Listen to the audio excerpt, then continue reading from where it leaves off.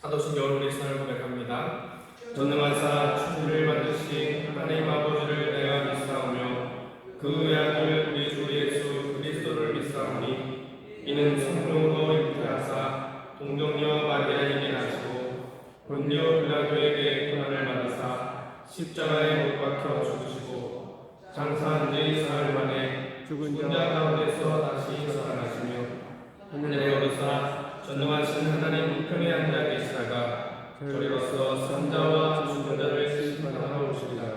성령을 믿사오며 거룩한 공예와 성도가 서로 교통하는 것과 죄를 사하여 주는 것과 몸이 다시 사는 것과 영원히 사는 것을 믿사옵나이다. 아멘. 이 시간 감사의 성령 충만을 위해서 나라와 교회를 위해서 주님의 이름 세고 부르고 통성으로 기도하겠습니다. 주여! 주여! 주여! 아버지 하나님 아버지 하나님 이 시간 아버지 하나님 이 시간 아버지 거룩한 예배가 나올 수 있게 인도해 주옵소서. 아버지 하나님 영원히 함께하시는 게 주를 구합니다. 아버지 말씀 아버지 하나님 이 주님도 하나님은 아버지 하나님께 축복합니다. 아버지 하나님의 주님을 주실 때 구하고 찾고 이 시간 지교회와 교회에서 나누시겠습니다. 인천 수동 행복할머니교회 샬롬 로브할머니교회, 검단할머니교회, 국장할머니교회, 홍천할머니교회, 대전할머니교회, 의대대리 유치원, 미얀마 할머니교회 또한 인터넷 영상과 함께 하시는 모든 분에게 그 은혜가 함께 하실 줄 믿습니다. 이 아침에 하나님께 주시는 말씀은 스가랴서 1장입니다. 스가랴서 1장 1절로부터 마지막 절까지 우리 한 목소리로 함께 공독 마치겠습니다. 다리오 왕 2년 8월에 여호와의 말씀이 이도의 손자 베데기야의 아들 선지자 스가랴에게 임하니라. 가라사대 나 여호와가 우리의 열조에게 심히 진노하였느니라. 그러므로 너는 우리에게 고하기를 만군의 여호와께서 이처럼 이르시되 너희는 내게로 돌아오라. 나 만군의 여호와의 말이니라. 그리하면 내가 너희에게로 돌아가리라. 나 만군의 여호와의 말이니라. 너희 열조를 본받지 말라. 옛적 선지자들이 그들에게 외쳐 가라되 만군의 여호와께서 말씀하시기를 너희가 악한 행실을 떠나서 돌아오라 하셨다 하나 그들이 듣지 않고 내게 귀를 기울이지 아니하였느니라. 나 여호와의 말이니라. 너희 열조가 어디 있느냐? 선지자들이 영원히 살겠느냐? 내 종 선지자들에게 명한 내 말과 내 전례들이 어찌 내 열조에게 임하지 아니하였느냐? 그러므로 그들이 돌쳐 이르기를 만군의 여호와께서 우리 길대로 우리 행위대로 우리에게 행하시려고 뜻하신 것을 우리에게 행하셨도다 하였다 하셨느니라 하라. 다리오 왕 2년 11월 스바월 24일에 이또의 손자 베데기야의 아들 선지자 스가랴에게 여호와의 말씀이 임하여 이르시니라.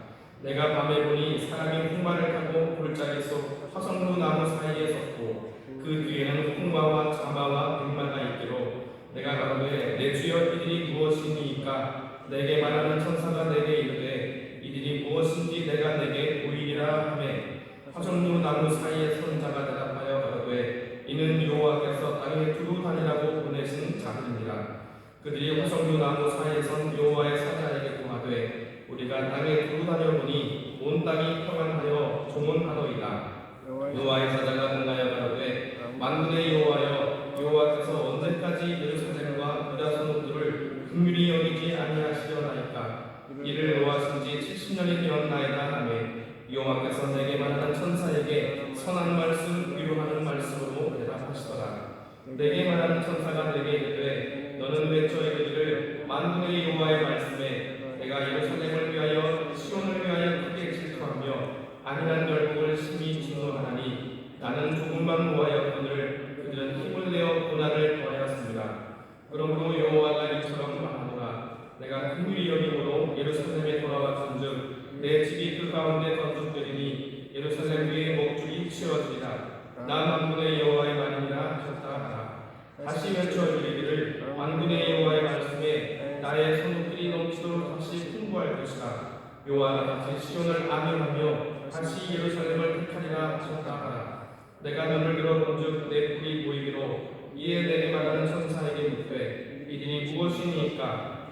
내게 대답하되 이들은 유다와 이스라엘과 예루살렘을 해치는 뿐이니라. 내 여호와께서 궁장 4명을 내게 보이시기로 내가 가로되 그들이 무엇하러 왔나이까 하매 대답하여 가라사대 그 뿔들이 유다를 해쳐서 사람으로 능히 머리를 들지 못하게 하매 이 궁장들이 와서 그것들을 두렵게 하고 이전에 뿔들을 들어 유다 땅을 해친 열국의 뿔을 떨어뜨려 하느니라 하시더라. 아멘. 표와 행복 표제를 보시겠습니다. 오늘 말씀의 제목은 하나님의 사랑입니다. 중심 구절을 한번 같이 읽겠습니다. 그러므로 너는 우리에게 고하기를 만군의 여호와께서 이처럼 이르시되 너희는 내게로 돌아오라. 나 만군의 여호와의 말이니라. 그리하면 내가 너희에게로 돌아가리라. 나 만군의 여호와의 말이니라. 아멘. 본문 내용을 보겠습니다. 자신을 외면하고 떠나버린 배반자를 다시 받아주는 일은 쉽지 않다. 혹시 한두 번은 받아줄 수 있어도 이것이 여러 번 반복되면 그 상대를 받아주기 어려운 것이 인지상정이다. 그러나 이스라엘은 수없이 하나님을 멀리 떠났지만 하나님은 이스라엘에 돌아오기만을 고대하신다. 본장에서 하나님은 이스라엘에 대한 변치 않는 사랑을 두 가지 환상을 통해 보여주신다.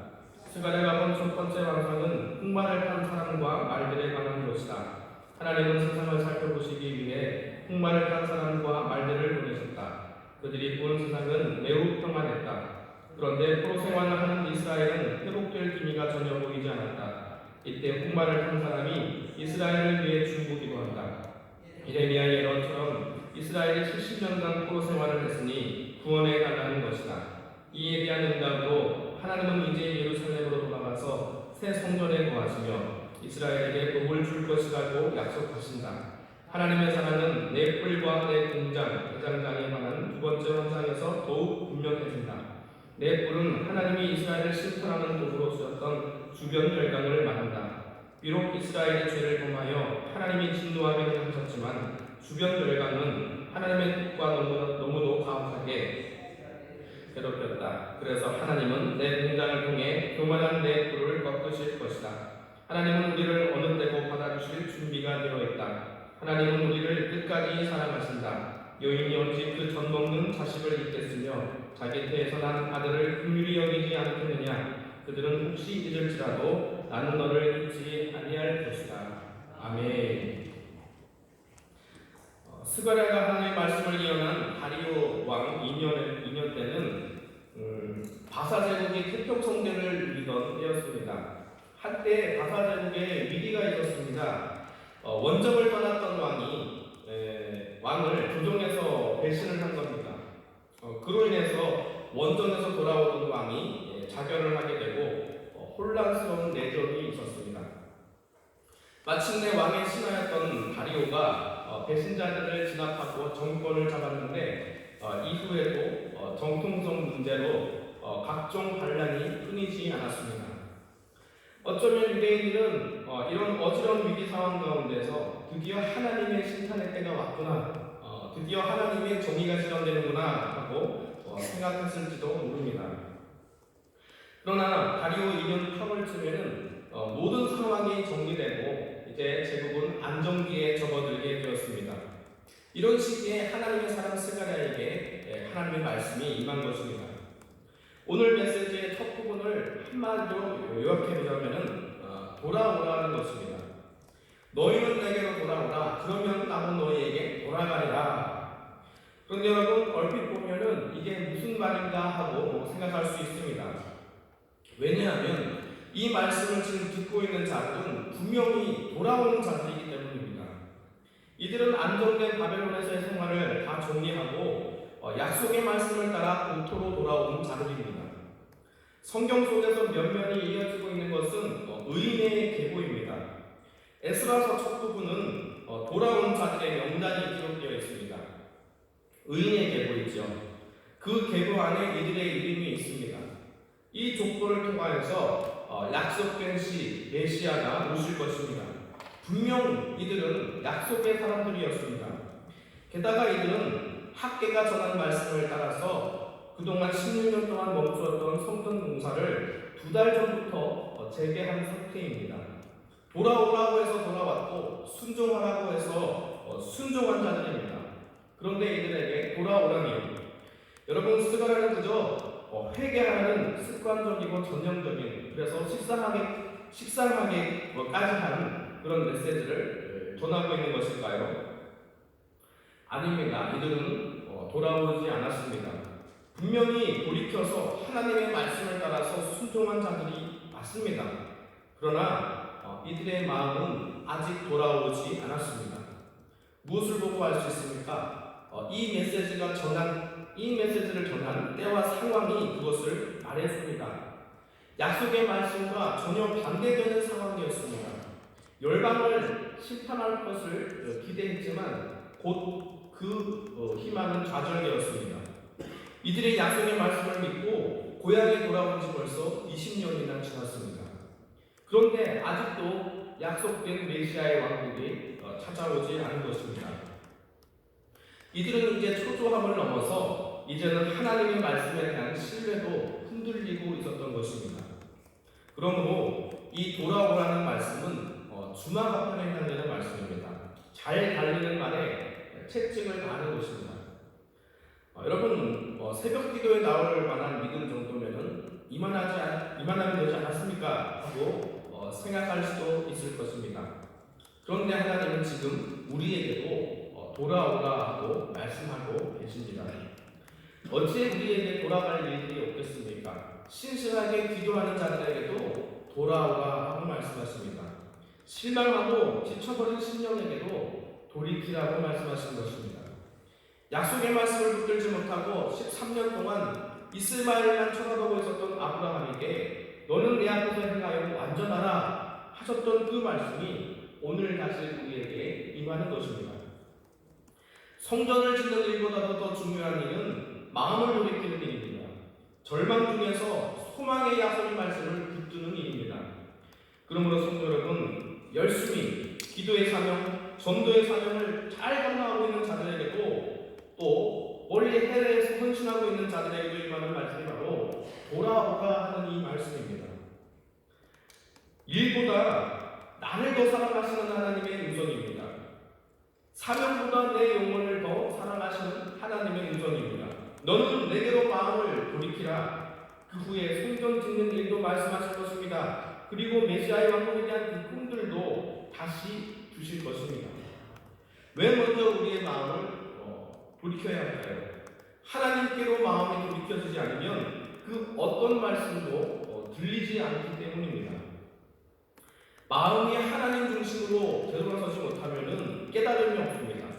그래서 하나님께서는 38년 동안 광야를 헤맸던 이스라엘 민족에게 매일매일 불과 그 기둥으로 나타나시고 기적을 행하셨지만 신명기 29장 4절에 의하면 그들에게 깨닫는 마음과 보는 눈과 듣는 귀를 주지 않으셨다고 말씀하고 계십니다. 이들에게는 율법에 순종하며 매일매일 신실하신 하나님이 이끄시는 대로 그분의 인도하심에 내 삶을 맡기는 길밖에 없었습니다. 왜 그렇게 하셨을까요? 이들은 광야 생활 가운데 자연스럽게 하나님 중심의 삶을 몸에 익혔습니다. 여러분, 우리 믿음의 선조들이 믿음이 우리보다 왜 더 좋았을까요? 그들은 성경 지식도 많지 않았는데 말입니다. 우리는 지금 말씀의 홍수 가운데 살지 않습니까? 그런데 왜 우리 선조들은 우리보다 믿음이 좋았을까요? 그들은 하나님을 머리가 아니라 몸으로 배웠기 때문입니다. 일제치레와 6.25를 통해서 몸으로 하나님을 경험했습니다. 배고픔과 가난을 벗어나려고 몸부림치면서 기도했지만 마침내 배고픔과 가난은 아무것도 아닌 것을 보게 되고 하나님 나라에 대한 참 소망으로 그들의 삶을 치루었습니다. 여러분, 몸으로 배운 것은 끝까지 남습니다.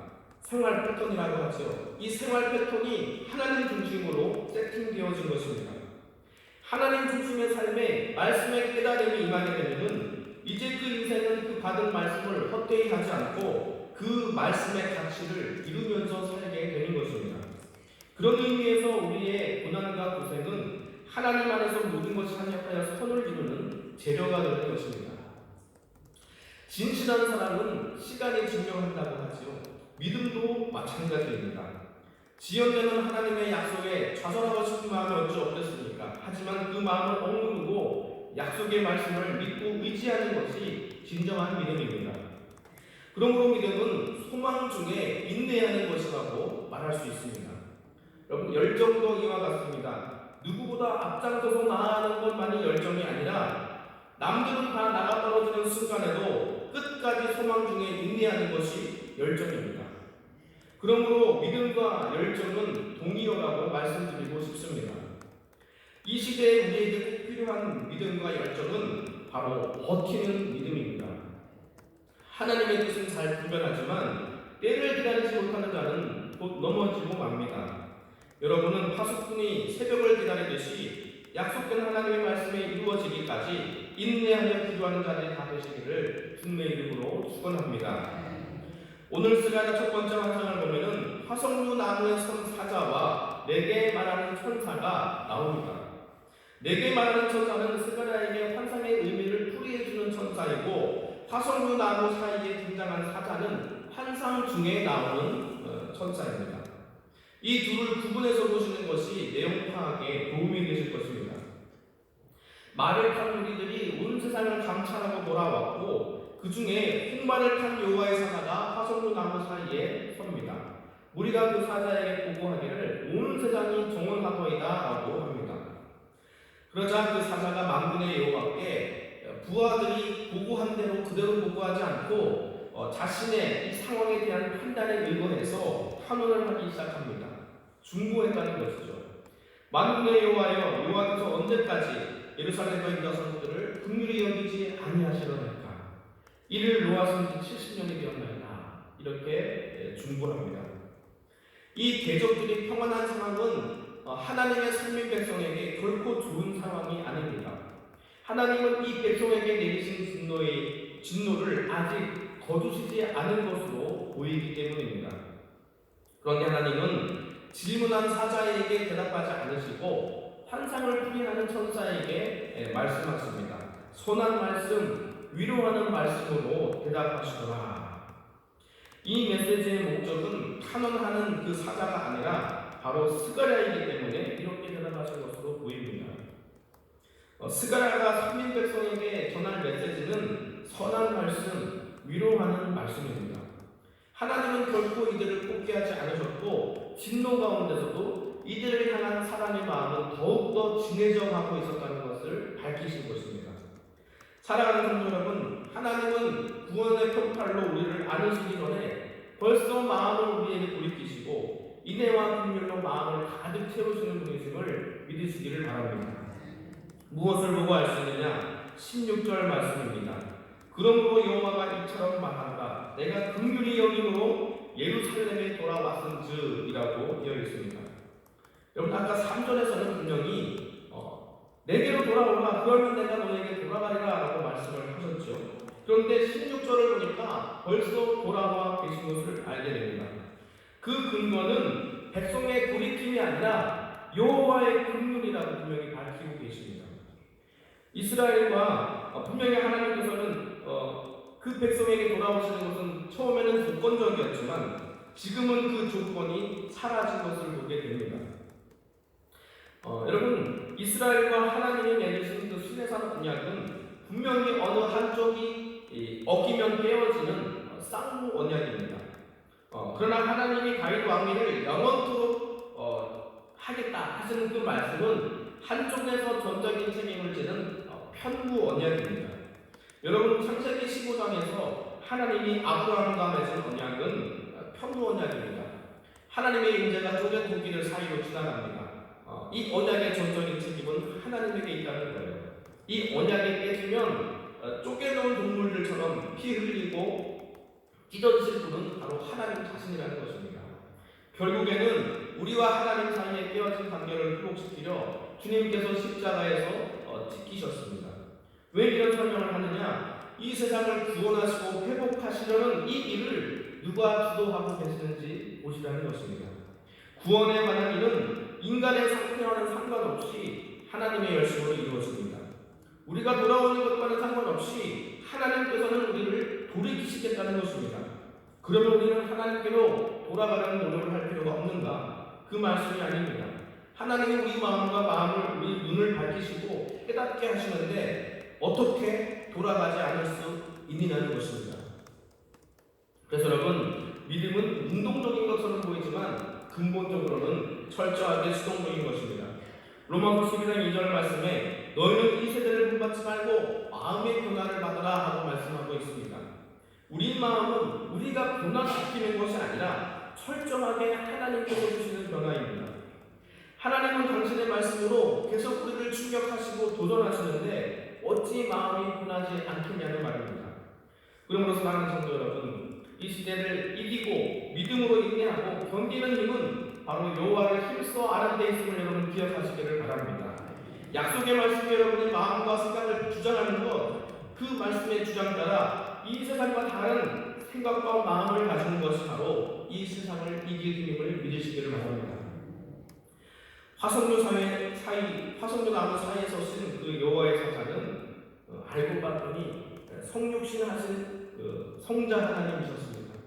이 하나님이 화석류 나무 사이에 섰다는 것은 의미심장합니다. 화석류 나무는 흔히 이스라엘에서 볼 수 있는 관목입니다. 관목은 비교적 키가 작고 덤불을 이루고 있는 나무입니다. 흔히 가로수 밑에 있는 나무입니다. 조경상, 미관상 고조로 심은 나무들이 관목이죠. 화석류 나무는 별 모양의 작은 하얀 꽃이 핀다고 합니다. 그런데 그것을 건드리면은 아주 향기로운 냄새가 난다고 합니다. 하지만 이런 화석류 나무는 레바논의 백향목에 비하면은 볼품이 없습니다. 이스라엘을 상징하는 것이지요. 하나님은 이스라엘을 상징하는 나무로 화려하고 웅장한 백향목이나 아름드리 상수리 나무를 택하지 않으셨습니다. 하나님은 이스라엘의 상징으로 볼품은 없지만 외부로부터 시련을 겪을 때마다 향기를 뿜어내는 그런 화석류 나무를 선택하셨습니다. 모세 앞에 나타나실 때에 보잘것없는 떨기나무에 임하신 것, 그리고 하나님의 이름으로 언제나 작은 이들을 쓰신 것이 바로 이와 같은 이치입니다. 이스라엘은 본래가 화석류 나무처럼 보잘것없는 민족이었습니다. 그들은 만민 중에서 힘없고 약한 민족이었습니다. 특히 이스가랴 시대에 돌아온 이스라엘 민족은 더더욱 볼품이 없었습니다. 바벨론에서 귀환한 사람들이야 고작 몇만에 불과했습니다. 나라의 모양도 갖춰지지 않았고 지킬 성격도 없었습니다. 소수민족의 침략에도 대처하지 못할 만큼 미약하였습니다. 그런데 중요한 것은 바로 여호와의 사자가 그 가운데 서 계시다는 것입니다. 그러기에 그들은 보잘것없고 미약했지만 하나님이 임재하시는 영광스러운 존재였고 누구도 함부로 쓰러뜨릴 수 없는 하나님이 보호하시는 존재였습니다. 성도 여러분, 구약 이스라엘은 신약 교회의 모형입니다. 구약 이스라엘이 그랬던 것처럼 신약 교회도 세상적으로 보면 볼품이 없고 미약해 보입니다. 그러나 교회 가운데는 하나님께서 계십니다. 그러므로 실제로 교회는 무엇과도 비교할 수 없는 그런 영광이 있고 세상 그 무엇도 쓰러뜨릴 수 없는 강함을 지니고 있습니다. 과거 세계적으로 했던 로마 제국은 이 태동한 교회를 핍박하기 위해서 모진 애를 썼습니다. 하지만 결과는 무엇이었습니까? 로마 제국은 무너졌고 교회는 지금까지 남아있는 것입니다. 그렇습니다. 교회는 아무리 세상적으로 보잘것없고 미약해 보여도 절대로 무너지거나 망하는 일이 없습니다. 하나님이 그 가운데 계시기 때문입니다. 겉으로는 질그릇처럼 뼈지기 쉽고 보잘것없지만 그 가운데는 참 보배이신 예수 그리스도께서 가정에 계신 영광스러운 존재입니다. 그러므로 여러분, 예수 그리스도께서 당신의 보혈로 기초를 쌓으시고 진리의 말씀으로 기둥을 세우시고 영원한 소망으로 덮으신 그 무엇보다도 존귀하며 영광스러운 존재가 바로 교회의 존재이시기 바랍니다. 우리는 이런 교회의 본질과 영광을 잊지 말고 교회를 중심으로 한 삶을 살아야 합니다. 세상 사람들은 교회를 중심으로 한 삶을 따분하고 지루하다고 생각합니다. 그래서 교회에서의 모임을 불필요한 모임이라고 규정하면서 선동합니다. 세상에 중심 없는 삶이 있을까요? 문은 경첩을 중심으로 돌아갑니다. 문이 아무리 육중하고 거대해도 경첩을 중심으로 움직입니다. 나라의 큰 정책도 가치관과 사고방식에 의해서 움직입니다. 그럼 하나님 나라는요? 하나님이 주신 말씀 그리고 약속으로 하늘에서 이룬 것들이 땅에서 이루어지는 것들을 우리가 보게 될 것입니다. 지금 잘못된 중심으로 온 세상이 삐걱대고 있습니다. 삐걱대던 것마저도 코로나19로 인해서 이제는 작동이 어렵게 되었습니다. 그런데도 세상은 교회로 모이는 것은 불필요하다고 얘기하고 있습니다. 본질적인 삶은 유물론적인 세계관에 따라서 물질 문명의 번영을 성취하는 일이고 하나님 중심으로 움직이는 삶은 비본질적인 것이라고 호도하는 것입니다. 사랑하는 성도 여러분, 지금은 그동안 내 삶의 중심을 이루었던 축이 얼마나 보잘것없고 별것이 아니었는지를 발견하는 기회입니다. 그리고 그 축을 이제 다시 하나님께로 옮겨가는 게임을 이루시기를 바랍니다. 분명히 보시게 될 것입니다. 더 완악해져서 욕망의 끝까지로 달려가는 사람들도 있을 것이지만 그 삶의 허물을 발견하고 하나님께로 돌아오는 자들도 많을 것입니다. 어쩌면 명목상의 그리스도인들은 허무의 끝으로 달려갈 것이고 깨어나 각성한 진정한 그리스도인들은 교회 중심으로 그렇게 양극화 되어서 달리게 될 것입니다. 화성교 나무에 서신 주님은 오늘도 그렇게 교회 가운데 서 계시는 것입니다. 오늘 하나님은 우리에게 여전히 돌아오라고 말씀하고 계십니다. 여러분, 이제는 우리에게 먼저 돌아오시는 하나님께 우리의 마음을, 여러분의 마음을 돌이키시기를 바랍니다. 의심에서 확신으로, 염려에서 신뢰로 마음을 돌이키시기를 바랍니다. 하나님을 대적하는 모든 사상을 버리고 이제는 약속의 말씀이 내 마음을 주장하심으로 나를 내어드리시기를 바랍니다. 실망과 낙심에서 돌이켜서 소망 중 인내하시기를 바랍니다. 여호와의 길에 그 구원이 우리를 기다리고 계실 것입니다. 오늘도 우리 기도를 보시는 성령 하나님을 의지하시며 믿음의 증거들로 가득 찬 삶이 되시기를 주님의 이름으로 축원합니다. 기도하시겠습니다. 하나님 아버지, 날 감사합니다. 아무 신뢰할 만한 근거도 없는 우리에게 먼저 약속의 말씀을 주시니 감사합니다. 흔들리기 쉽고 의심하는 의심령에 이 약속의 말씀을 붙들 수 있는 믿음을 허락하여 주시옵소서. 율법의 그 어떤 조건도 채울 수 없는 우리의 무능함에도 도달할 수 없는 하나님과의 화목한 관계를 위하여서 신이 저주가 되사 그 완전한 의를 이루시고 우리를 구원하시니 감사합니다. 오늘도 마음을 돌이켜 하나님의 약속의 말씀을 붙들게 하여 주시옵시고 복잡한 삶의 여러 문제 가운데서도 믿음 위에 서서 소망 중 인내하며 기도하게 하여 주옵소서. 감사드리며 이 모든 말씀 우리의 소망 되시는 예수 그리스도 이름으로 간절히 기도하옵나이다. 아멘. 하늘에 계신 우리 아버지여, 이름이 거룩히 여김을 받으시오며 나라의 임하옵시며 뜻이 하늘에서 이룬 것 같이 땅에서도 이루어지이다. 오늘날 우리에게 일용할 양식을 주옵시고 우리가 우리에게 죄진 자를 사하여 준 것 같이 우리 죄를 사하여 주옵시고 우리를 시험에 들게 하지 마옵시고 다만 악에서 도옵소서. 대개 나라와 권세와 영광이 아버지께 영원히 싸움나이다. 아멘. 말씀을 기억하시면서 그리고 각자의 기도 등을 넣고 다 함께 주님 이름 세 번 부르고 통성으로 기도하시겠습니다. 주여!